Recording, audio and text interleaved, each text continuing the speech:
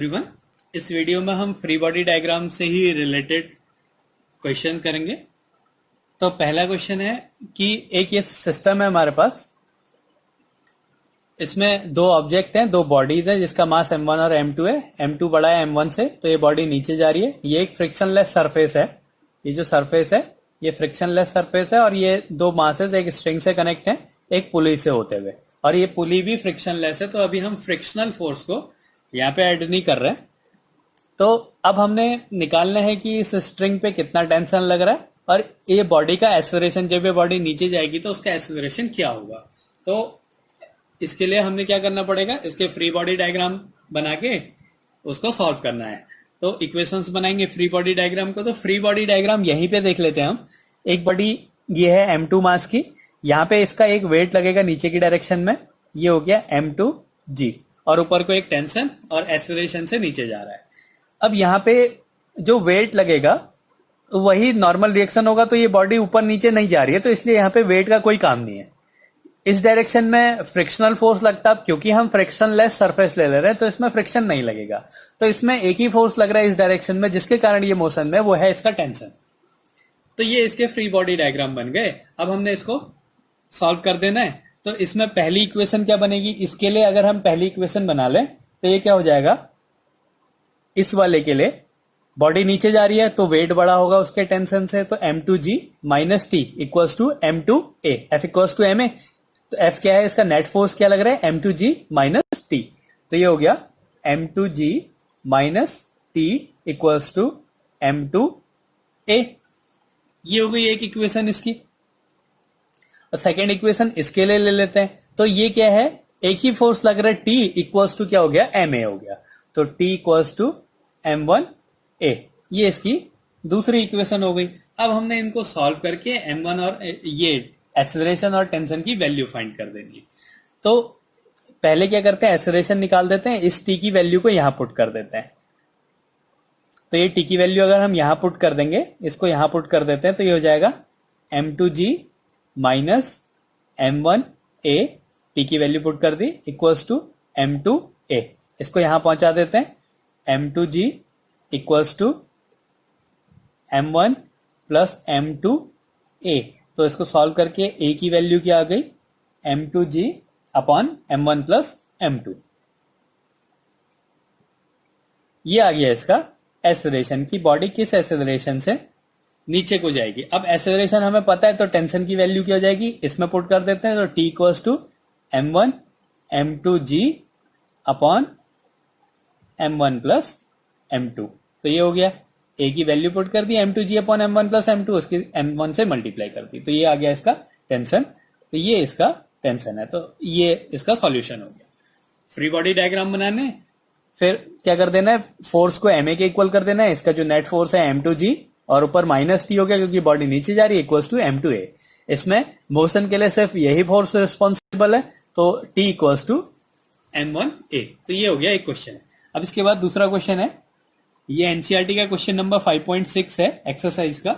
इसमें क्या कहता है, कंडीशन क्या कह रहा है इसकी, कि एक ऑब्जेक्ट है, पहले वो एक स्ट्रिंग से ऐसे लटका हुआ है, ये ऐसे लटका हुआ है, और इस ऑब्जेक्ट का जो मास है m इक्वल्स टू 6 kg है। ये जो है 6 kg का मास है, और जो इसकी लेंथ है वो 2 मीटर है, 2 मीटर इसकी लेंथ है। फिर क्या कहता है, इसको बीच से यहां पे से एक 50 न्यूटन का फोर्स लगा के इसको खींच दिया। तो इसको खींचने के बाद जो ये स्ट्रिंग है, ये वर्टिकल से जो एंगल बनाएगी उसको हमने फाइंड करना है। तो इसको खींच दिया, तो फिर कंडीशन कैसी बन गई, ये ऐसे खींच दिया बीच से, तो ये जो है इस पे फोर्स लग रहा है 50 न्यूटन का, ये 50 न्यूटन का फोर्स लग रहा है। तो ये जो वर्टिकल से जो एंगल बनाएगा थीटा, इसकी वैल्यू हमने फाइंड करनी है। और ये मास है इसका m, जिसकी वैल्यू है 6 kg। अब हमने इसको सॉल्व करना है। तो अब क्या करेंगे, हम इसमें भी फ्री बॉडी डायग्राम बनाएंगे। ये एक स्ट्रिंग जो है, अब यहां पे क्या हो गया, बीच में एक गांठ बन गई। एक अलग से एक रस्सी बांधी, उससे हमने 50 न्यूटन का फोर्स लगा दिया। तो अब इसमें दो अलग अलग टेंशन लगेंगे, एक टेंशन हो गया T1, एक टेंशन हो जाएगा T2। तो ये वाला जो टेंशन है ये हो गया T1 और ये वाला जो टेंशन है ये हो गया T2। अब क्या है, इस T1 के दो कंपोनेंट्स हैं, एक होगा हॉरिजॉन्टल कंपोनेंट, एक वर्टिकल। जहां पे एंगल बन रहा है वहां पे उसका हॉरिजॉन्टल कंपोनेंट होगा। तो इसको थोड़ा सा बड़ा करके बना देता हूं इस डायग्राम को।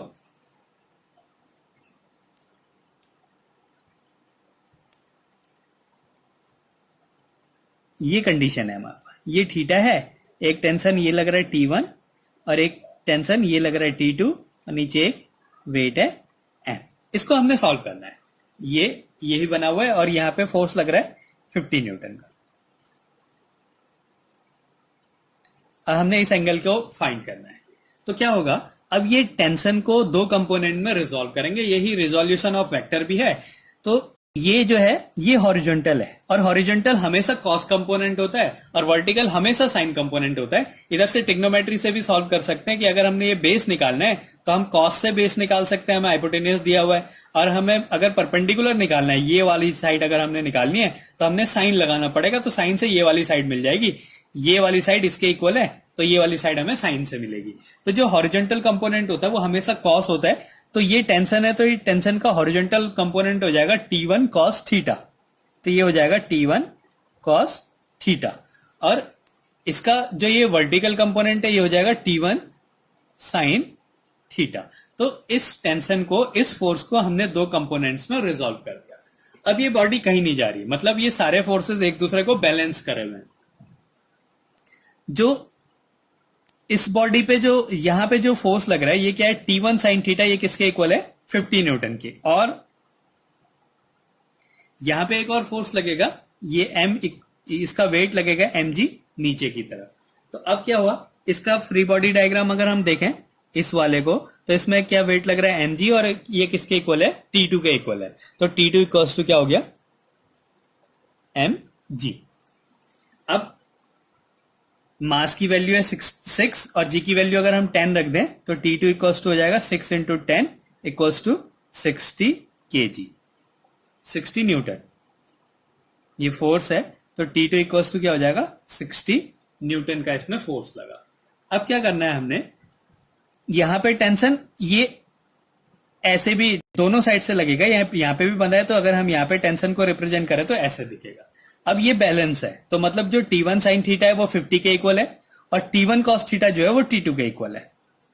तो इसको भी लिख देते हैं, T1 sin theta equals to 50 और T1 cos theta equals to T2, ये नीचे वाले के टेंशन के इक्वल है। तो T1 cos theta equals to क्या हो गया T2 और T2 की वैल्यू क्या है 60। अब हम क्या कर देते हैं, इसको डिवाइड कर देते हैं। ये एक इक्वेशन हो गई और ये सेकंड इक्वेशन हो गई, इनको डिवाइड कर देते हैं। तो क्या मिलेगा हमें, T1 से T1 कैंसिल हो जाएगा, sin theta upon cos theta equals to 50 upon 60 हो गया। तो ये tan थीटा हो गया, tan theta equals to 5 upon 6। तो जो थीटा आएगा वो क्या हो जाएगा tan इनवर्स 5 अपॉन 6। तो ऐसे हमने इसको सॉल्व करना है। तो दोबारा से इसको देख लेते हैं। कंडीशन क्या कह रहा है कि एक स्ट्रिंग से एक मास लगा हुआ है, इसमें इसके बीचों बीच हमने क्या करा 50 न्यूटन का फोर्स लगाया हॉरिजॉन्टल। तो ये इसकी ऐसी कंडीशन हो गई, ये पोजीशन हो गई इसकी। तो हमने ये बताना है कि ये वर्टिकल से कितना एंगल बनाएगा, इस थीटा को फाइंड करना है। तो पहले इसका फ्री बॉडी डायग्राम बनाया, इसमें नीचे की तरफ वेट लग रहा है mg और ऊपर को लग रहा है T2। तो ये T2 mg के इक्वल हो गया क्योंकि ये बॉडी ऊपर नीचे कहीं नहीं जा रही है। तो मास की भी वैल्यू रख दी और जी की भी वैल्यू रख दी, तो 60 न्यूटन का फोर्स आ गया। जो T2 की वैल्यू है 60 न्यूटन है। फिर हमने क्या करा, यहां पे इसका फ्री बॉडी डायग्राम बना दिया। तो इसमें इस डायरेक्शन में फोर्स लग रहा है T1 sin थीटा और इधर को लग रहा है 50 न्यूटन, ये बैलेंस है दोनों। तो T1 sin theta equals to 50 newton हो गया। दूसरा T1 cos theta equals to T2। जैसे यहां पे टेंशन लग रहा है T2 इस डायरेक्शन में, तो यहां के लिए भी टेंशन लगेगा T2 इस डायरेक्शन में। तो T1 cos theta equals to T2 हो गया। T2 की वैल्यू हमें पता थी 60, इसको सॉल्व कर दिया, थीटा आ गया tan इनवर्स 5 अपॉन 6। तो इस तरीके से हम इसको सॉल्व करते हैं। केस है, ये एक इंक्लाइन प्लेन है, ये प्लेन जो है हॉरिजॉन्टल से थीटा एंगल बना रहा है इसमें यहाँ पे एक M1 मास की बॉडी है और ये M2 मास है। ये एक पुली से कनेक्ट है।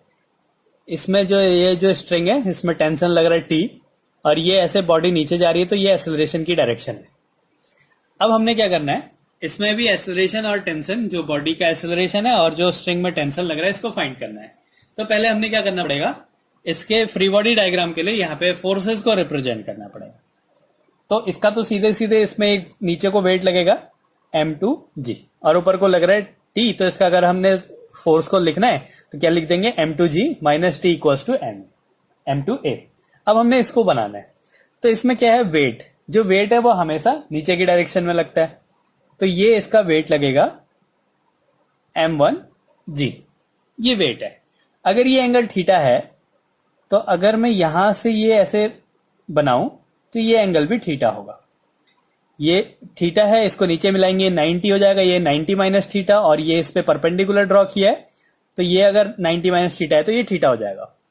क्या किया, ये अगर नीचे मिलाएंगे तो ये 90 है, ये थीटा है, तो ये वाला 90 माइनस थीटा होगा, और ये जो लाइन है इस सरफेस पे परपेंडिकुलर है, तो ये जो एंगल बच गया, ये आधा एंगल 90 माइनस थीटा है, तो ये बचा हुआ एंगल क्या हो जाएगा, थीटा हो जाएगा। तो ये तो हो गया। अब ये mg है, तो इसका ये हॉरिजॉन्टल कंपोनेंट क्या हो जाएगा, mg cos थीटा हो जाएगा, m1g cos थीटा। और इसमें इस डायरेक्शन पे एक फोर्स लगेगा, ये हॉरिजॉन्टल कंपोनेंट, ये वर्टिकल कंपोनेंट, ये हो जाएगा m1g sin थीटा। ये फोर्सेस बन गया इसमें, और इसमें एक रिएक्शन लगेगा ऊपर को R। अब हमने क्या करना है, इसका फ्री बॉडी डायग्राम बनाना है। तो बॉडी को मोशन में लेके आना है, तो हमारा जो नॉर्मल रिएक्शन है और m1g cos थीटा ये इक्वल है, बॉडी ना नीचे जा रही है ऐसे और ना ऐसे ऊपर जा रही है, तो मतलब हमने इन दोनों को नहीं लेना है। तो मोशन किसके कारण हो रहा है, m1g sin थीटा और t, ये वाले जो कंपोनेंट है। तो इसका फ्री बॉडी डायग्राम अगर हमने बनाना है तो इसमें क्या लेंगे, फोर्स, बॉडी जा रही है ऊपर तो t बड़ा है, तो t minus m1g sin theta equals to m1a। यहां पे बॉडी नीचे जा रही है तो m2g minus t equals to m2a। तो पहले इसके लिए बना देते हैं, m2g minus t equals to m2a। ये तो हो गया इस वाले के लिए। अब इस वाले के लिए t बड़ा है तो t minus m1g sin theta, m1g sin theta equals to m1a। अब हमने इन दोनों इक्वेशंस को सॉल्व करना है। ये एक इक्वेशन हो गई, ये दूसरी इक्वेशन हो गई। इन दोनों इक्वेशंस को सॉल्व करके t और a की वैल्यू फाइंड करनी है। तो हम क्या कर देते हैं, पहले इन दोनों को ऐड कर देते हैं, दोनों इक्वेशंस को ऐड कर देते हैं। तो ये t माइनस का, ये t प्लस का है, तो कैंसिल हो जाएंगे और ये दोनों ऐड हो जाएंगे algebraically. m2g minus m1g sin theta equals to m1 plus m2a। ये आया सॉल्व करके। तो यहां से एक्सेलरेशन की वैल्यू आ जा रही है m2g minus m1g sin theta upon m1 plus m2। ये आ गया इसका एक्सेलरेशन। यहां पे भी g कॉमन आ सकता है, तो ये हो गया m2 minus m1 sin theta into g upon m1 plus m2। ये आ गया इसका एक्सेलरेशन। अब हमने निकालना है टेंशन। तो इस वाले फॉर्मूले में, इस वाले इक्वेशन में वैल्यू पुट कर देते हैं। तो पहले यहां से t की वैल्यू निकाल देते हैं। t इक्वल्स टू क्या हो जाएगा, m2g माइनस m2 कॉमन आ गया, g माइनस a हो गया।